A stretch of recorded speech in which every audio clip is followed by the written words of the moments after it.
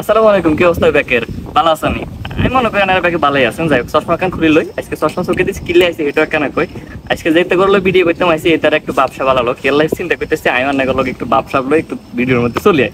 যাই কথা এটা না, কথা হচ্ছে আপনারা এতক্ষণে দেখে লাইছেন ফেসবুকের মধ্যে একটা ভিডিও পুরো ভাইরাল হয়ে গেছে। কি ভাইরাল? এটা হচ্ছে আমাকে ওয়ান অ্যান্ড অনলি জাহিদ খানের ভিডিও। যাই হোক, জাহিদ খান এবং সাকিব আল হাসান এই ভিডিওটা পুরা নিউজ টিউজ পুরা হালাইছে একদম। ফেসবুক নিউজ পড়তে যেরকম ঘুরাইছে, আবার ইউটিউবের মধ্যে যে আমার যে নিউজ পেপার গুলো আছে, মানে যে টিভি চ্যানেল গুলো আছে, তারা ব্যাকেরও নিউজ টিউজ করে লেটা সেটা হালাইছে। যাই হোক, এটা কোনো কথা না, কথা হয়েছে যেটা এটা কেন শুনি অন এরকম কিছু দেখলে কলজের ভিতরে চ্যাট করে উঠে, কি লেখন চাই সেই কারণে চ্যাট করে উঠে যে নগদ যে আকাম একদম শুরু করে দিছে। এবার তামিম রে লই, মিরাজ রে লই, ওই যে মাহমুদুল্লাহ লই যেরকম ভিডিও টিডিও বানানো শুরু করে দিছে, আরো কতজন রে যে ভিডিও বানাইছে।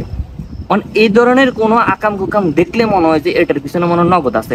সেই নগদ মনে কানের মধ্যে সুরসুরি দিতেছে। সেই সুরসুরি লাগছে মনে হয় যে ওই যে জাহিদ খান এবং সাকিব আল হাসানের মধ্যে।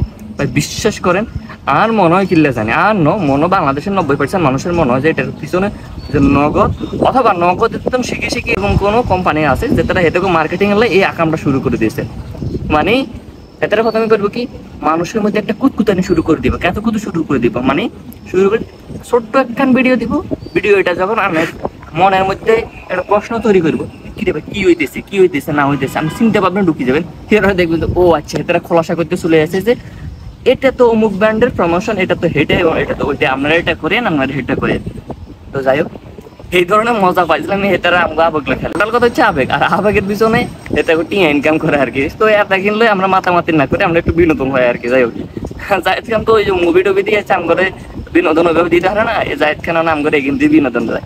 চিন্তা করা যায় যে বেটা বিগ বাজে দিয়েছে, যে পরিমাণ টিয়া কামাই গেলে দেশে, আমরা শুধু ওই ফেসবুকে দেখে দেখেই হচ্ছে মজা নিতে। যাই কথা সেটা না, সাকিব আল হাসান আর জাহিদ খান দুইজনের খুব ভালো মানাইছে, অ্যাক্টিংটাও খুব ভালো হয়েছে, বেস্ট অফ লাক। আর মনে হয় কি যে সাকিব আল হাসান যদি কোনো বায়োপিক বানায়, এখানে জাহিদ খানকে অ্যাক্টিং এর মধ্যে দিয়ে দিলে খুব ভালো লাগবে।